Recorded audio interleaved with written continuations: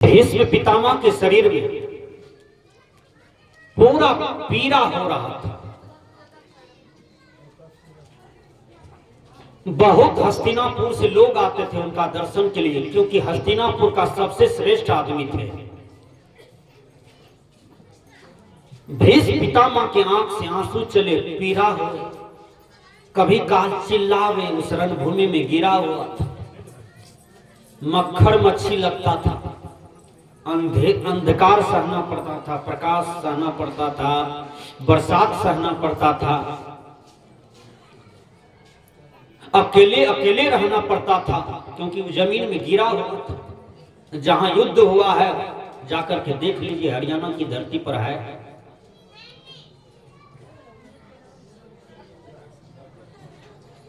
भीष्म पितामह तब तक प्राण को नहीं त्यागे जब तक सबका दुर्गति सदगति देख नहीं लिया अपनी आंख से। एक रोज भीष्म पितामह भगवान कृष्ण को याद करते हैं। जब समाप्त हो गया महाभारत, तब भगवान कृष्ण के पास भेजते हैं संदेश कि कृष्ण को कहो एक बार दर्शन देने के लिए। कृष्ण भगवान आए, कृष्ण भगवान प्रणाम करते हैं। कृष्ण भगवान जब प्रणाम किए तो कहा पितामह आंखें खोलिए। कहा आ गए हो कृष्ण? कहा हाँ। कहा अब कितना पीड़ा दोगे हे माधव, ये बर्दाश्त नहीं हो रहा, अभी तो प्राण निकालिए। हे कृष्ण आपसे इतना प्रश्न है। कहा क्या? कहा मुझे 1000 जन्म तक का ख्याल है कि मैंने कोई भी पाप नहीं किया है। कहा इतना ही आपको ख्याल है? कहा तब 1000 जन्म तक का ख्याल है? कहा तब मैंने कोई भी पाप नहीं किया है, लेकिन हम ब्रह्मचर्य हैं, इतने बड़े सन्यासी हैं, इस जन्म में भी मैंने कोई भूल नहीं किया, तो फिर मेरी दुर्दशा ऐसा क्यों है? ये भोगना क्यों पड़ रहा है? ये कौन सा भोग है? कृष्ण भगवान मुस्कुराने लगते हैं। यदि मैं आपसे प्रश्न करूं कि चुक्ति के धरती पर आज जो आप दिखाई पड़ते हैं, क्या आज तो हैं? आप अनादि काल से जन्म रहे हैं, मर रहे हैं, जन्म रहे हैं, मर रहे हैं, अनादि काल से। इसको दुसह दुख कहते हैं, इसको आवागमन का झेल कहते हैं, आवागमन का चक्र कहते हैं। बाबा मिही ने कहा आवागमन समन दुख, दुख न दूजा, इसके निवारण के लिए प्रभु भक्ति करनी चाहिए। कबीर साहब ने कहा इसी को, 184 जीव जंतु में भटकी भटकी दुख पाओ, अचेतत नहीं मुग्ध नरबौरे, मोर मोर गोहरा। सदगुरु कबीर कहते हैं अरे नरबौरे यानी नर, ए पागल, तुम चेतते नहीं हो, सुधार नहीं करते हो, जिसके कारण तुम्हें बार बार जन्मना पड़ता है, मरना पड़ता है, उस वासना की पुड़िया को तुम खत्म नहीं करते हो, वह भोग को तुम, भोगों के प्रति जो लालसा है, इच्छा है, उसको मारते नहीं हो साधना से, इसलिए बार बार जन्मना पड़ता है और बार बार मरना पड़ता है। पितामह कल जोड़ते हैं, कृष्ण तुम्हारा चरण कहाँ है? जैसे आप लोग साधु महाराज के चरण को पकड़ते हैं कि बाबा कुछ वरदान दीजिए, कुछ ज्ञान दीजिए, कुछ आशीर्वाद दीजिए, बड़ा दुख में रहता हूं। भीष्म पितामह चरण को पकड़ते हैं, आओ, कहा कृष्ण चरण छूने दो। कृष्ण ने कहा आप तो पुण्यकर्मी हैं, आप तो हमसे भी महान हैं, आप ही हमको आशीर्वाद दीजिए। कहा हे कृष्ण आप कृपा करके ये बताओ कि हमें कौन सा दंड मिला है, कौन सा जन्म से मेरा चूक है। कृष्ण ने कहा 1000 जन्म के भी पहले आप थे। कहा कहां थे? मुझे दिखा दो हमको। दिव्य दृष्टि दिव्य साधना के माध्यम से भगवान कृष्ण ले चलते हैं भीष्म पितामह को। कहा चलिए मेरे साथ। दोनों चलते हैं, देखते हैं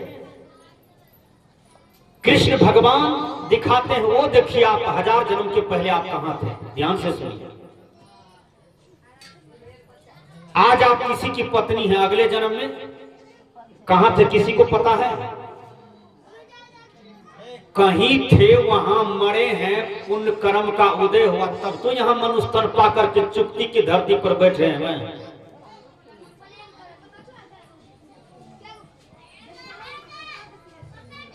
बार बार जन्मते हैं, बार बार मरते हैं, यह सबसे बड़ा दुख है, यह सबसे बड़ा रोग है। शास्त्रकार ने कहा कौ दीर्घ रोगो भव एव साधो कीमो सदम तस् विचार एव। सबसे बड़ा भारी रोग क्या है? कहा बार बार जन्मना, बार बार मरना। भगवान कृष्ण कहा वो देखिए आप क्या कर रहे हैं भीष्म पितामह। देखते हैं कि मैं एक गृहस्थ हूं, हाथ में डंडा है, खेत जा रहे थे घूमने के लिए, 10 एकड़ का प्लॉट था, वही जा रहे थे। बगल में एक जंगल था, छोटा सा, भयंकर जंगल था लेकिन छोटे से था। उसी में एक सर्फिन रहती थी, नागिन। नागिन कुछ अंडे दे दिया था, उसका बच्चा निकला था, छोटा छोटा बच्चा था, बच्चा खो गया था। सर्फिन बच्चा को ढूंढ रही थी। 3 दिन से सर्फिन बच्चा को ढूंढ रही थी वो नागिन। अब भीष्म पितामह लाठी लेकर के जा रहे थे, इसका नजर पड़ गया सर्फिन पर। सर्फिन का मकसद ये नहीं था कि ये मनुष्य है, इसको मैं डस लूं, काट दूं, इसके जीवन लीला को छीन लूं। संजोग देखिए क्या होता है, पितामह के दिमाग में गलत बुद्धि आती है। बिना अपराध किए हो वह सर्फिन को इतना डंटा मारा कि माथा चूर करके बगल में नागफेनी कांट था, उसी कांट पर उसको फेंक दिया। सर्फिन बेहोश हालत में मन ही मन सोचती है मैं तो अपना बच्चा को ढूंढ रही थी। अरे इंसान, मैंने तुम्हारा कुछ नहीं बिगाड़ा, न तुमको कष्ट दिया, न तुमको दुख दिया, मैं तो अपना बच्चा को ढूंढ रही थी।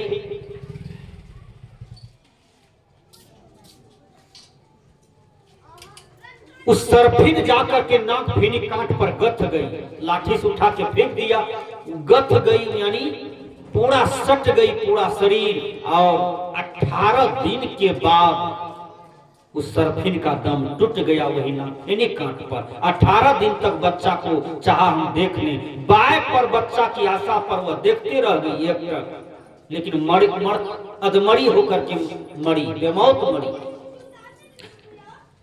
तरफ तरफ करके मरी उस कांट पर जो लसक गई। 18 दिन के बाद मर गई, उसके अंदर में श्राप देती है। अरे इंसान, जैसे हम बच्चे के वियोग में और तरफ तरफ करके मरे हैं, जो मरनी तुम हमको अपने हाथ से दिए हो, यही मरनी तुमको भी एक दिन आएगा। वही 1000 जन्म के बाद भीष्म पितामह हस्तिनापुर में जन्म लिए, और उसके बाद उसकी दुर्दशा देखिए क्या हुआ। 1000 जन्म का पूर्व चुक था, पाप था, वो इस जन्म में उसको भोगना पड़ा। इसी को प्रारब्ध कहते हैं। रामायणकार ने कहा कर्म प्रधान विश्व रचि राखा, जो जस करहि सो तस फल चाखा। सदगुरु कबीर ने बीजक में कहा क्या, जसरे कियहूं तस पायहूं हो रमैया राम, हमरे दोष का देहो हो रमैया राम। अय रमैया राम, हमारे दोष मत दो, तुम जैसा किए हो वैसा पाए हो। एक बूढ़ा बाबा 22 बरस के पोता का श्राद्ध करवा रहा था। बोलिए मजा आएगा? जवान लड़का का श्राद्ध हो समाज में, ये मजा का विषय है। यदि दादाजी मर जाए 100 बरस पार करके, तब मजा आता है भोजो खाने में। श्राद्ध होता है तो सुखद भी लगता है, शोभनीय भी लगता है। दादाजी सब चीज पूरा करके गए हैं, कहीं अधूरा नहीं थे। लेकिन 22 बरस का पोता का श्राद्ध हो रहा था। इंग्लिश के विद्वान ने कहा the young say life is full of jobber, the bees say life full of सोरो। अर्थात जवान बोलते हैं जिंदगी मजा लेने के लिए है, बुजुर्ग बोलते हैं जिंदगी दुख का घर है। वास्तविक रूप में सोचा जाए जिंदगी न तो दुख का घर है न तो मजा लेने के लिए है, जिंदगी है शांति के लिए। हर युवक हर युवती का प्रेरणा बने कि मैं डीएम बनूं तो शांति में जीवन जीऊंगा, एसपी बनो तो शांति में जीवन जीऊंगा, डॉक्टर मास्टर कलेक्टर थाना प्रभारी राष्ट्रपति प्रधानमंत्री मुख्यमंत्री मुखिया जी सरपंच जी कुछ भी बन जाऊं तो जीवन सच्चा सुख का सच्ची शांति का जीवन जीना है। ये चरम परम लक्ष्य। विचार कीजिए। तो 22 वर्ष का पोता का श्राद्ध हो रहा था। कबीर साहब जी रास्ते से जा रहे थे। कबीर साहब पूछते हैं कि दादाजी किनका श्राद्ध हो रहा है? का पोता का। क्यों? व्याकरण में आपने पढ़ा होगा कुगति व प्रज्ञा, यानी कु उपसर्ग है। कु का मतलब होता है बुरा और उपसर्ग सु भी है, उसका मतलब होता है अच्छा। जिस मनुष्य का संगति गड़बड़ा जाता है उसका मति गड़बड़ा जाता है, और जिसका मति गड़बड़ा जाता है उसका गति गड़बड़ा जाता है, जिसका गति गड़बड़ा जाता है उसकी स्थिति गड़बड़ा जाता है। संगति मति गति स्थिति। इंग्लिश के विद्वान ने कहा अवॉइड बैड कंपनी, अर्थात बुरी संगति से बचो। बंदी छोड़ कबीर कहते हैं संगति से सुख उपजे कुसंगति से दुख होय, कहीं कबीर तहाँ जाइए जहां अपनी संगति होय। आप अपने बच्चा को डांटते हैं, ऐ बच्चा उधर नहीं जाना। क्यों? मम्मी जी क्यों? पापा जी क्यों? माँ जी क्यों? पिताजी क्यों? तो बच्चा उधर नहीं जाना। का है बेटा उधर गंदा गंदा बच्चा है, गंदा गंदा बात बोलता है, नहीं जाना। आप 5 बार कह दीजिए, बच्चा को दिमाग में धस जाएगा कि बात सही है, वहां नहीं जाना चाहिए। एक बार मेरा प्रवचन कलकत्ता में हो रहा था, खिदिरपुर धर्मशाला में, 5 साल पहले की बात है। 1 महीना का प्रवचन चला वहां। तो एक गली में मेरा प्रवचन चल रहा था। अब 2 दिन हम रहे, उसके पास 10 वर्ष की बच्चियां थी, जिसके यहां गए तो बच्चियां बड़ी संस्कारी। जब गए तो पिताजी कह दिए बेटा बेटी तुम साधु का सेवा करोगे, पानी दोगे, पूछोगे, कपड़ा फीस दोगे। साधु का इतना सेवा करना बेटी की कहीं भी जाएगा तो तुम्हारा नाम लेना, जीत लेना साधु को सेवा करके, जैसे द्रौपदी जीत लिया था। अब उस बचिया से हम पूछे कि बेटी तुम्हारे उम्र के बेटी सब गली में खेलती है, कूदती है, फांदती है, दौड़ती है, हंसती है, तुम काहे खेलती हो साथ में? कहा बाबा ये बचिया सब माँ लगा के गाली बोलती है, पिता लगा के गाली भी बोलते हैं, हम नहीं जाते हैं पापा। महाराज जी हमारे दिमाग में भी तो संस्कार पड़ेगा, गंदी गंदी बात बोलते हैं बाबा, इसलिए नहीं जाते हैं। अब विचार कीजिए वो बच्चिया कितना संस्कारी है, अभी से गंदा और अच्छा को जानती है। अब वो बच्चिया विचार कीजिए, वो बच्चिया अगले साल थाना प्रभारी बन गई। इतना संस्कारी थी, इतना मन लगा करके पढ़ती थी कि थाना प्रभारी बन गई है। अगले साल सेलेक्ट हो गई, झारखंड में पोस्टेड है। विचार कीजिए, तो आपके संस्कार आपके जीवन को ऊपर उठाता है।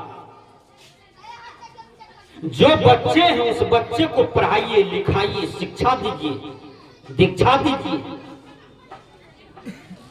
वह बच्चे को संस्कार दीजिए कि बेटा शाम हो गया, दादा दादी को प्रणाम करो, आरती दिखाओ। आप लोग शाम में अगरबत्ती जलाते हैं, दिया जलाते हैं, प्रणाम किसको करते हैं बोलिए? एक बहन जी को हम बोले कि तुम दिया लाई हो, अगरबत्ती लाई हो, और कुर्सी पर कौन बैठा है? कहा पति, पति भगवान है। हमने कहा खुट्टा को तुम दिखाई हो अगरबत्ती, नाद को दिखाया, गाय को दिखाया, जहां तहां दिखाया, पति को दिखा करके प्रणाम कर लो। कहा बाबा बड़ी लाजो लागे छे, केना करिए ई काम? पति को प्रणाम करने में लाज लगता है। संस्कृत के विद्वान ने कहा पति वाक मना दृत्य स्वच्छ यावर्तते तू या सा नारी नृत्य घोरे पत्या चंद्र तारकम।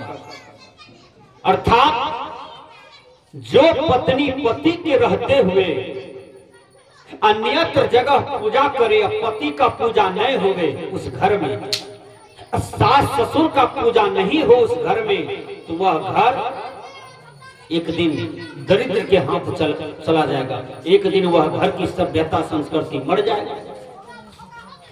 घर की सभ्यता संस्कृति का चिन्ह है, प्रतीक है नारी। नारी के दिल दिमाग बुद्धि सही हो तो घर स्वर्ग बन जाता है। घर की लक्ष्मी है नारी। नारी का सब चीज सही हो तो वह घर हीरे जवाहर से भर जाएगा। आप लोग दीपावली में क्या कहते हैं? संठी का क्या बनाते हैं? हुक्का।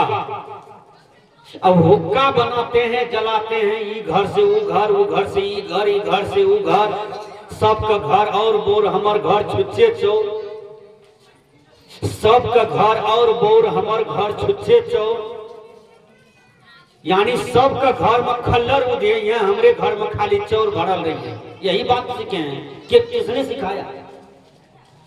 सीखना तो ये चाहिए कि सर्वे भवन्तु सुखिनः, सभी सुखी होवे, सबके ग्राम में चावल भरा रहे, सबके कोठी में चावल भरा रहे, सबके घर में दाल सब्जी भरा रहे, सब संतुष्ट होके खाओ पीनो, बढ़िया बिल्डिंग में रहो। ये भावना होनी चाहिए, सर्वे भवन्तु सुखिनः।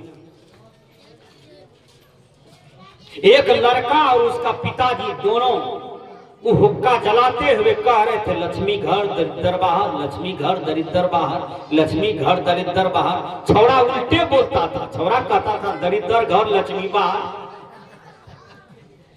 बाप सुन लिया, बाप कहता है अरे हम सीधा बोलते हैं तू उल्टा बोलता है।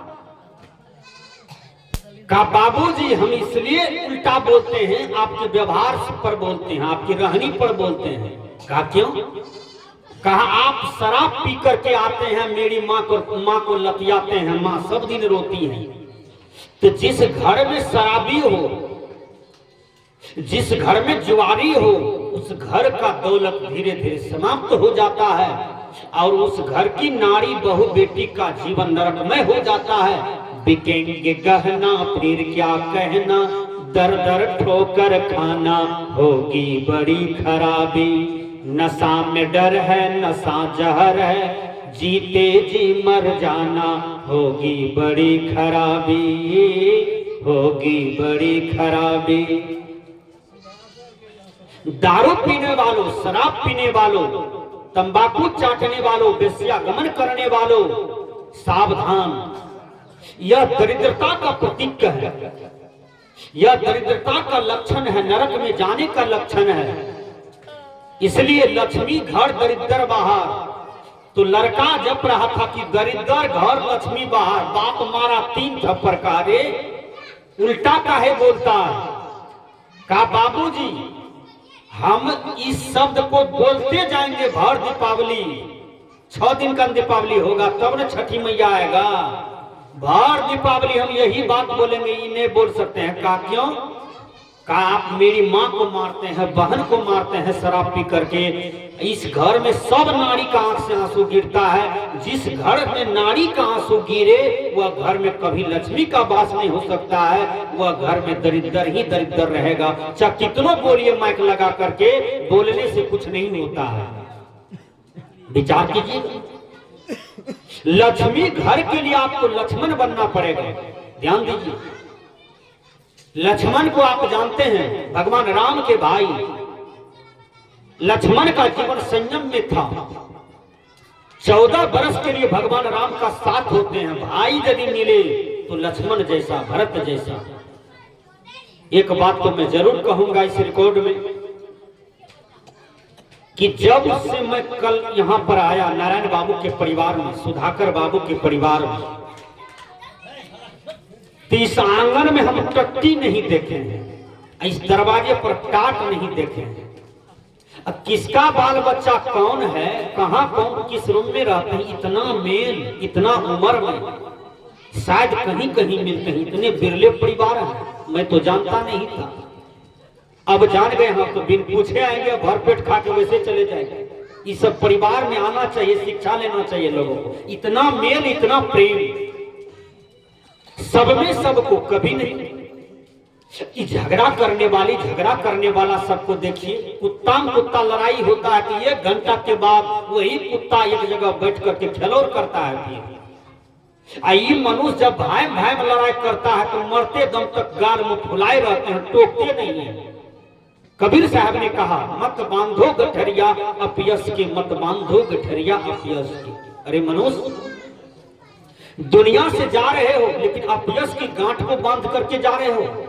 आगे भी नरक होगा, जीते जी भी नरक है। सदगुरु कबीर ने कहा, बंदे कर ले आप निबेरा, आप जियत लखू आपे ठोर करो, मुए कहां घर तेरा। यही अवसर नहीं चेता हूं प्राणी, अंत कोई नहीं तेरा। कहीं कबीर सुनो हो संतो, कठिन काल को घेरा, बंदे कर ले आप निबेरा। भाई मिले भरत जैसा, भाई मिले लक्ष्मण जैसा।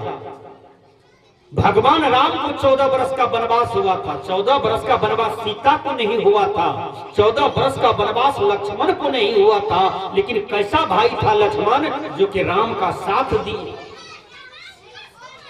कितनी बढ़िया पत्नी थी सीता।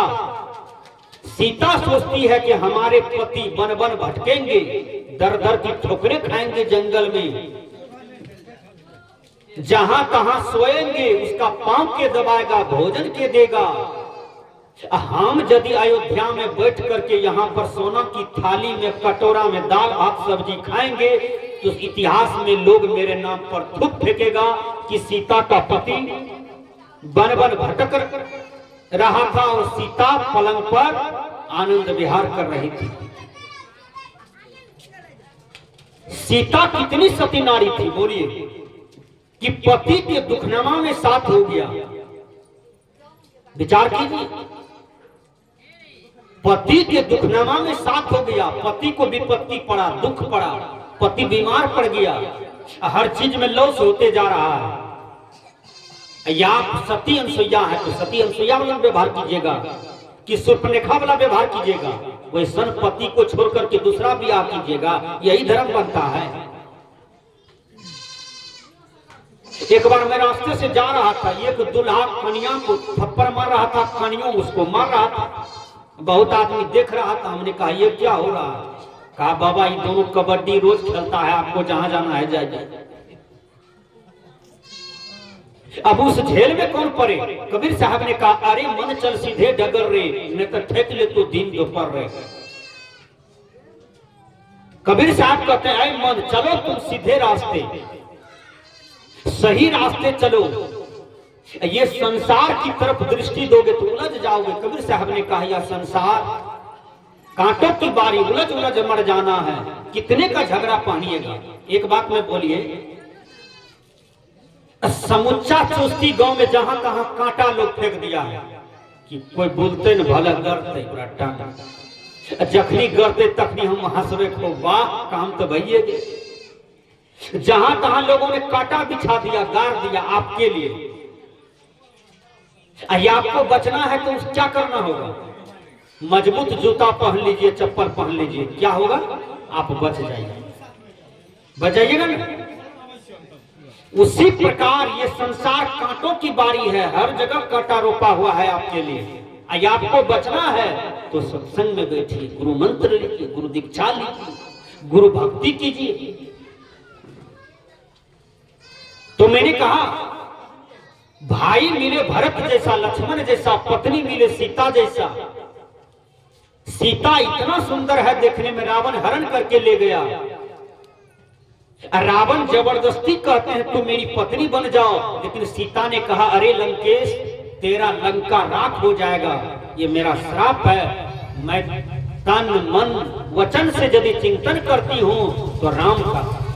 कैसा पत्नी थी सीता, बहुत प्रलोभन लंकेश रावण दिया, लेकिन कोई लोभ उसके जीवन में नहीं था। कहा मेरा पति राम है, सोते राम, जागते राम, उठते राम, चलते राम, राम ही मेरे जीवन के सब कुछ है। ऐसा पति पत्नी बनिए दुनिया में, इतना प्रेममय जीवन जिए दोनों, इतना स्वर्गमय जीवन जिए दोनों कि आपकी पुण्यतिथि मनावे। आप कहीं चले जाए तो देखिए नारायण बाबू आज अपनी पत्नी को इस चुस्ती गांव में अमर कर दिए हैं। विचार कीजिए, ये अमरता का लहर सिलसिला जारी रहेगा। मनोरमा देवी धीरे धीरे विचार कीजिएगा किसी दिन चौक चौराहे पर आकर के मूर्ति के रूप में विद्यमान हो जाएगा, क्योंकि उन्होंने जरूर समाज सेवा करके दुनिया से गई है। विचार कीजिए। तो मैंने कहा कि व्यक्ति के कर्म व्यक्ति को अमर करता है। भाई मिले लक्ष्मण जैसा, भाई मिले भरत जैसा। आप लोग भी भाई भाई कपार फोड़े हैं, केस लड़ते हैं। यदि ये जीवन में हो गया ज्ञान में, तो अपने व्यवहार को परिष्कृत कीजिए, अपने व्यवहार को बदलिए। गलती कर बैठे हैं तो बड़े भैया से जाकर के क्षमा मांगिए, भैया हमसे गलती हो गई, आपको मैंने दो थप्पड़ मारा है, जीवन में ये पाप नहीं करूंगा, ऐसे बोलिए। भाई का प्रेम जानिए। 14 वर्ष का वनवास राम को, अब भरत ननिहाल में था, ननिहाल से आया तो राम को चारों तरफ खोजा, नहीं मिला। अब कई थाली में भोजन ला करके दिया तो सबसे पहले भरत कहते हैं राम कहाँ है। देखिए रोटी भी मुंह में नहीं लिए, कहा राम कहाँ है, राम के बिना रोटी नहीं धसेगा। राम को नहीं दिख रहे हैं, बड़े भैया को नहीं दिख रहे हैं, कहाँ है। कहा तुम्हारा बड़े भैया चला गया 14 वर्ष के लिए वनवास। कहा क्यों। कहा तुमको राजा बनाएंगे, दांव पेच लगा करके हम काम किए हैं, उसको वनवास ठहरे हैं, तुम राजा बनो। उसी थाली में लात मार दिया कि रोटी ले जाओ, तू मेरी माँ नहीं हो, तू हमारे जीवन का नमक हराम वाली माँ हो। ए माँ, तू हमको कैसे पैदा कर दिया, हमको काहे मार दिया था छठियारी रात में कि तुम्हारे जैसे माँ के कोख से हम पैदा लिए। हमको राम चाहिए, राम अभी चाहिए, तब खाएंगे न तो नहीं खाएंगे। अब विचार कीजिए भरत कितना अपशब्द कह रहा है, कैकेयी को मार छोड़ने लगा है। भरत बहुत बात वहां कह दिए और भूखले चल दिए राम की खोज में। सब सैनिक उन्हीं लेके जा रहे हैं, राम जी मिले बहुत दूर में, गला पकड़ करके दोनों भाई रोते हैं। भरत भाई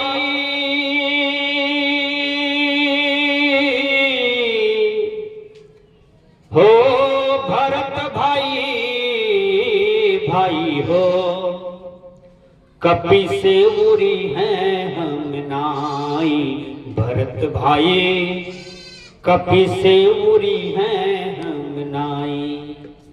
भरत तुम आ गए, कहाँ भैया आ गए हैं, तो आपके बिना हम भूखले आए हैं, 2 रोज से भोजन नहीं किए हैं आपके बिना। कहा क्यों आया, हमको तो पिताजी भेजे हैं, 14 वर्ष के बाद हम फिर आते तुम्हारे पास। क्यों अयोध्या के छोड़ करके तुम आया। कहा हम मर जाएंगे लेकिन आपको छोड़ करके नहीं जाएंगे। मछली जल के बिना तरफ तरफ करके मरती है, उसी प्रकार ये भरत तरफ तरफ करके 2 दिन से है। भैया राजगद्दी पर आप बैठिए, भरत नहीं बैठेगा, आप लौटिए यहाँ से और चलिए घर। लेकिन राम ने कहा पिताजी के मुख से निकल गया है सब। अब देखिए नारायण बाबू बैठे हैं, इतने वृद्ध आदमी है समाज के। अब पूरे परिवार के लोग जब कोई काम पड़ता है तो परामर्श लेने आते हैं, जब कुछ करना होता है तो साहब से पूछा जाता है, साहब चार्ट बनाते हैं, साहब अभी भी 100 या 500 निकाल के देते हैं। विचार कीजिए, या आपके देह में ये करती बल हुआ, या तो ब्याह किए हैं, लाठी घास से बूढ़ा बूढ़ी को गुहाली घर कर देते हैं, या आप गार्जियन बन जाते हैं। जिस घर में वृद्धा का सेवा नहीं हुआ, जिस घर में वृद्धा का बात को दबाया जाता है, उनका सम्मान नहीं होता है, वह घर कभी डेवलप नहीं कर सकता है, न भौतिक में न आध्यात्मिक में आगे उन्नति नहीं कर सकता है। वृद्ध को पूजा कीजिए, वृद्ध को सेवा कीजिए, वृद्ध के बातों को आदर कीजिए। वृद्ध जो होता है वह महापूजनीय होता है। इसलिए मैंने कहा, भगवान राम कहते हैं, ए भरत, यदि तुम मेरे सच्चे भाई हो तो तुम यहां से लौटो, मेरी बात मान लो। कहा, क्यों भैया, ऐसा क्यों कर रहे हैं? मैं तो आपको लेने आया हूं। दोनों भाई गलम गला मिलते हैं, रोते खूब है, रोते रोते दोनों का व्यवहार चल रहा है। कहा, हमको 14 वर्ष रहना ही पड़ेगा, तुम लौटो, तुम जाकर के 14 वर्ष अयोध्या को संभाल लो। देखिए, भरत को बहुत राम बोले तो भरत कहा, भैया हमको एक चीज तब दे दीजिए। कहा, क्या? कहा, आप नहीं न रहिएगा 14 वर्ष अयोध्या में? कहा, नहीं। कहा, उस राज गद्दी पर आपका चप्पल रहेगा, आपका खराम रहेगा। भगवान राम के खराम ले लिया। देखिए छोटे भाई और बड़े भाई का व्यवहार। भगवान राम के खराम को लेकर के जाते हैं, उस राजगद्दी पर रख दिया। सुबह शाम उसी खराम को प्रणाम करे भरत, और अब उसी खराम को याद करके फिर क्रियाक्रम करे अयोध्या में, सब प्रजा को बिल्कुल खुश रखे। 14 बरस पर जब आए लौट करके तो भारत पूरा दिया जला दिया। जो आज तक दीपावली मनाया जा रहा है वही राम की खुशहाली पर। तो मैंने कहा कि जीने की कला हम जाने, हमारा प्रेम सुधरना लग गया। हम प्रेम को पहचाने। सबको जन्म, सबको मरना है, सभी मर जाते हैं, लेकिन जीवन जी रहे हैं तो प्रेम का जीवन जिए। भाई भाई में प्रेम हो, गोतनी गोतनी में प्रेम हो,